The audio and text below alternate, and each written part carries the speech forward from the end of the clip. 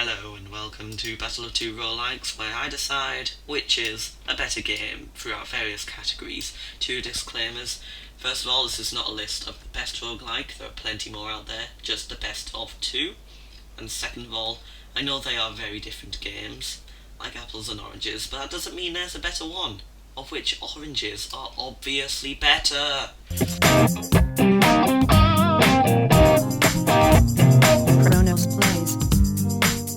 Story and atmosphere.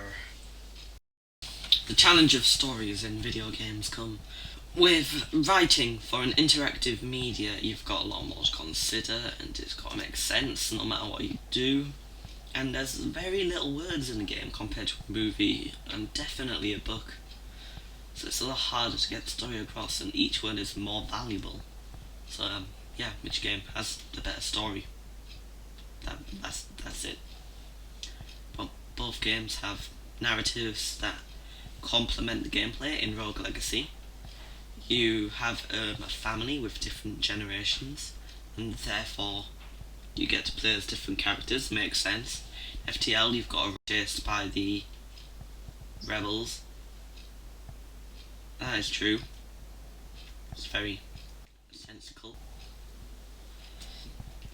But the thing is, FTL just throws so many names at you, proper nouns. It's just hard to consider, and it sort of drags you out. And Rogue Legacy has a lot more twists and quite an epic conclusion as well, which we might get onto more later.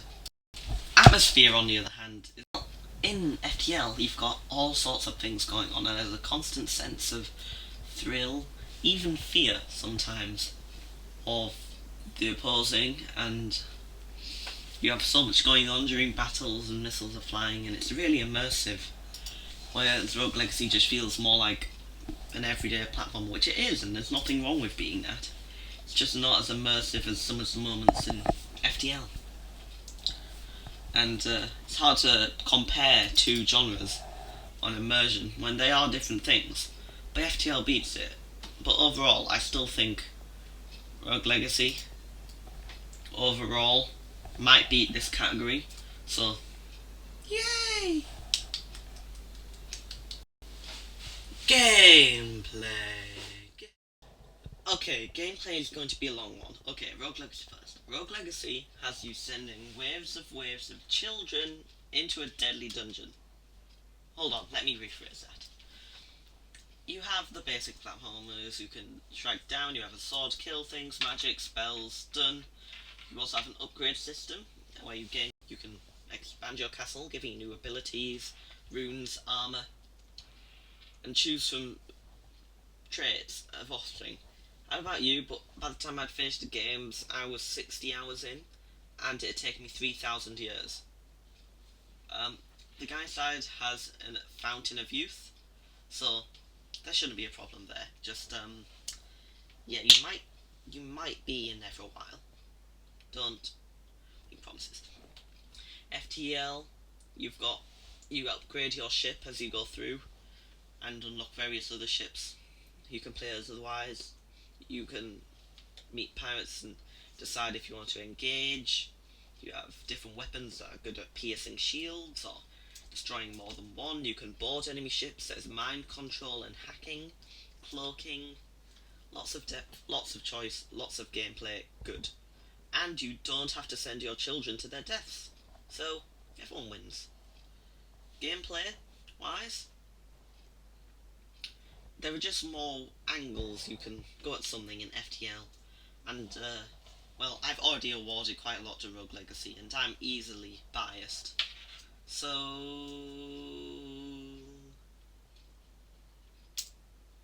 FTL can have it.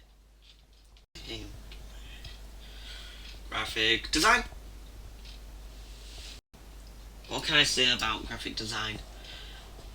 They're aesthetically pleasing, and Rogue Legacy goes for more of a retro look and has variations on filters such as farsightedness, nearsightedness, colourblindness. Since in the game children have different traits and you have to choose, and they affect the game in various ways. That can be shown through the graphics. Enemies are versions of each other. You The user interface is nice. Same on FTL. FTL has some good backdrops. Some nice effect for the weaponry. I can't. So, Rogue Legacy. Music and sound design. Ponce de Leon's theme, Rogue Legacy wins. I don't care how many space lasery sounds FTL can throw to me, it cannot be. Just Google it. I don't want to get copyrighted. Controls. I got Rogue Legacy on PC and the controls are really nice. You can use spells and special abilities easily. You have the attacking buttons in a nice location. You can down strike, side strike easily. The interface is nice, simple, although I would argue that you can't really click around the menu, so that's kind of annoying. But the actual gameplay itself, in control-wise, is good. Of course, there are hotkeys and things in FTL, and you can save positions and automatic travel. But it's just not the same. Not the same at all. So, Rogue Legacy, again, yes. Okay. Replay value. The footage that is playing in the background is actually me playing Rogue Legacy on my second run through. I'd already finished the game. So obviously it has quite a bit of replay value due to the random effects, and that's the best part of roguelikes. You have a new set of abilities which you can go through with, and even though there's a final boss, I still found Rogue Legacy able to play again. The same with FTL, really. But FTL just have more situations and more to master, and more strategies and more variety of ways to play, with all 9 ship types, each with a different style, I'm assuming. You know, it's just more viable as with replay value, and that's why the winner for this one's going to be FTL. Ice and conflict. FTL excels in choice because sometimes you'll wonder if you want to engage in something because you're low on health, but you need some extra scrap to repair your ship, where otherwise you might not have taken the risk. And since outcomes could be good or bad, or both, you can never really tell what's the best thing to do. And in the situation, say, if you have a high amount of scrap, you might be less likely to salvage if it risks destroying your ship. Where Rogue Legacy doesn't have these sort of choices, so FTL wins. World design. World design. Who wins? Well, I think it has to go to neither, because they both work in different ways.